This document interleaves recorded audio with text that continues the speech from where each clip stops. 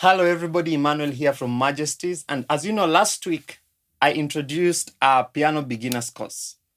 And I've received some requests from some of you asking me to give a breakdown of what to expect in the course. So I'm going to break down chapter by chapter what you're going to expect when you buy this course. And I want to appreciate all you who have already bought the course, and I believe you are enjoying it so far. So let's get in a little bit and look at the details of the course. Okay. So in the first chapter, we'll be looking at major scales. Major scales are the foundation of music. And everything else comes from the major scale. All the chords and the other types of scales also originate from the major scales. So in the first chapter, we'll be going through major scales, understanding about the intervals and how major scales are constructed. So here is a little, sneak peek, a preview of what you'll expect in chapter 1. Now, the first note is a C. The movement from the first note to the second note is a whole step. So from C, I'll skip C sharp and go to D. Okay? Now, after we are done with the major scales, we move to the second chapter where we now look at the construction of triads. Basic 3-note chords, what we call triads. Now, this is the beginning point, understanding how you construct major chords, minor chords, diminished chords, suspended chords, augmented chords, the basic triads. When you understand how to construct the triads, then it will make your work easier when it comes to the extended chords, these chords that have more than 3 notes. So the second chapter talks about the construction of triads, and let's just get in a little bit and listen to what we expect in this chapter. Now, the first note is a C sharp, okay? The third note is F. The fifth note is G sharp. So the C sharp major chord will be C sharp, F, and G sharp, 1, 3, and 5. Next is the D major chord. So first of all, get the D major scale, which will give you the numbers from 1 to 8, and then we'll get 1, 3, and 5 to give us our D major chord. So now, after you cover the major scales and the triads, then you'll be ready to cover the third chapter, which talks about scale degrees or the Nashville number system.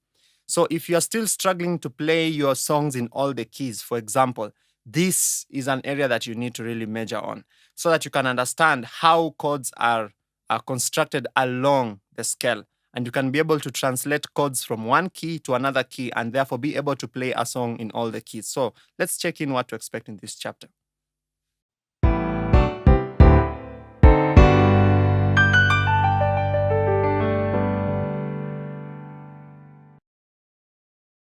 Now, on any major scale, you will find 8 notes, okay? So each of those 8 notes represents a position on the major scale. So we can say that there are 8 positions on a major scale.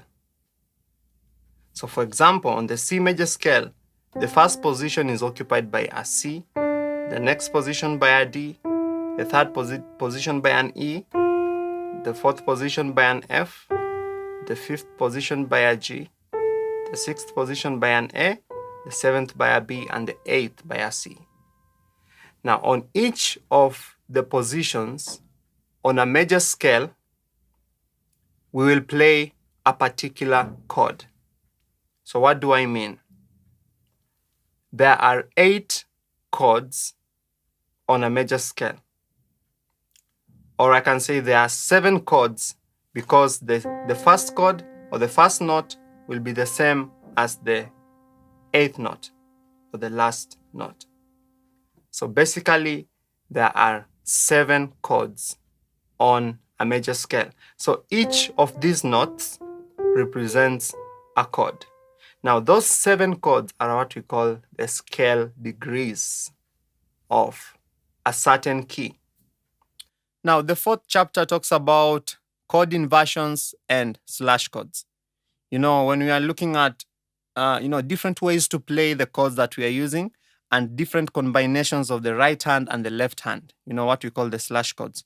So this chapter will help you to learn these harmonies, left hand and right hand, and how the slash chords and inversions can help you make your chords sound better. So let's check in what we expect in this chapter. So in this lesson, I'm going to talk about chord inversions. Now, a chord inversion is simply an alternative way of playing a specific chord. So an alternative arrangement of the same chord, a different way of playing the same chord. So for example, let's look at a C major chord. A C major chord has the notes C, E, and G. Okay. C, E, and G for a C major chord. Now, if I want to play this C major chord using an inversion, that means I will change the arrangement of the three notes, the C, the E, and the G. I simply change the arrangement, but I maintain the same notes. So what I'll do is this. There are two inversions or two different ways I can play this chord. Now, the first inversion, I will move this C note to the end, and I'll maintain the E and the G. So remember, the C is the root, then we have E is the third, and G is the fifth. So for the first inversion, I'll first play the third, the fifth, and then I will take that root, that C, to the end. So in the fifth chapter, we begin looking at extended chords, understanding how the major seventh chords, minor seventh chords, and dominant seventh chords are constructed and where they fit into music. So let's check in what to expect in this chapter. So today I want us to expand a little bit specifically on the chords. So we talked about the triads, and we say that the triads are 3-note chords. For example, if I play a C major chord, I'm playing 3 notes. So that is what we call a triad. But now we have chords that have more than 3 notes. For example, a C major 7th chord has 4 notes, C, E, G, and B. Or a C minor 7th chord has 4 notes. So we have these chords that have more than 3 notes. Now in chapter 6, we start looking at passing chords. What are passing chords? And we look at examples of instances where we can apply passing chords to spice up our music. So let's get in. Melody in your ear, okay? What a friend we have in Jesus. Okay? So C, and then the C augmented over E on the left, then to the F. So that's one use of an. Now in chapter 7, we now get into what we call modulation or transposing, changing songs from one key to another. Okay, so we begin looking at techniques, basic techniques of how to smoothly shift from one key to another when you're playing a song. So let's get right into it. I want to move from C to D, and the technique I'm going to use is to play the 5 of the next chord on my left and the 4 of the next chord on my right. I think I said it the opposite the first time. So it is the 5 of the next chord on my left and the 4 of the next chord on my right hand. So when I'm moving from C to D, the 5 of D is A, so I'll play A on my left hand, and the 4 of D is G major. So I'm playing a 4/5 of D. So I'll play that 4/5, then to the D. Now chapter 8 becomes more interesting because now we are looking at chord progressions.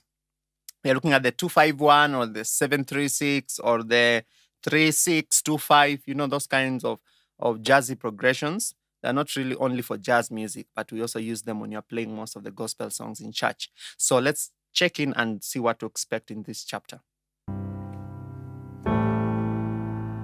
What a friend we have in Jesus.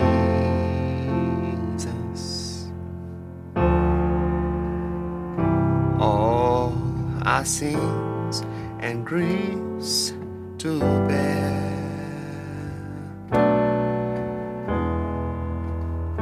What a privilege to carry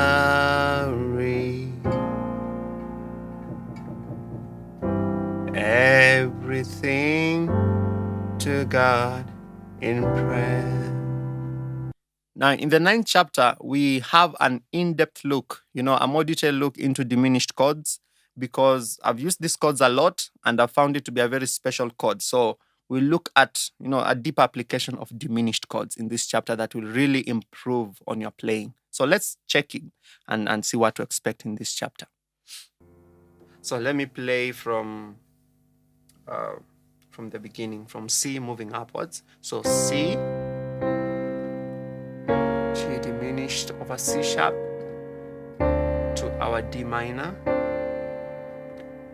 A diminished over D sharp to our E minor, and then the A sharp diminished 7th over E to my F major. Okay, now chapter 10 is the last chapter of this course, and it kind of wraps up everything. So I will be doing a detailed breakdown of the song He Has Made Me Glad, applying, all the principles that we have learned from the 1st chapter to the 9th chapter. So by the 10th chapter, you should be able to play this song, with the kind of detail that you see in this chapter. So let's get in and have a sneak peek of what to expect in chapter 10, which is our final chapter of the course.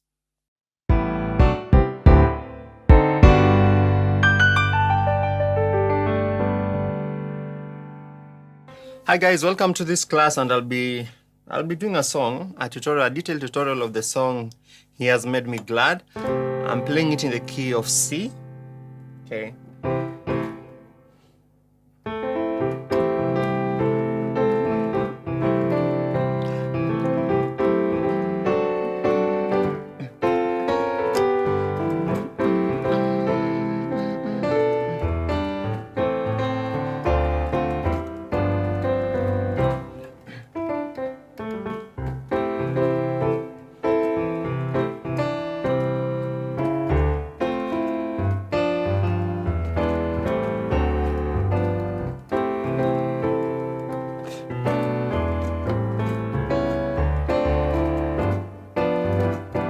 So everybody, I hope that now helps you to understand what to exactly expect when you get this course. Remember that the course goes for $20 for all the 10 chapters, but a special price of $15 for my subscribers. So if you subscribe to the channel, just send me an email or give me a call or WhatsApp or SMS. I'll put all the details in this video so that you can get the course and share out this information with somebody. So see you in the next class.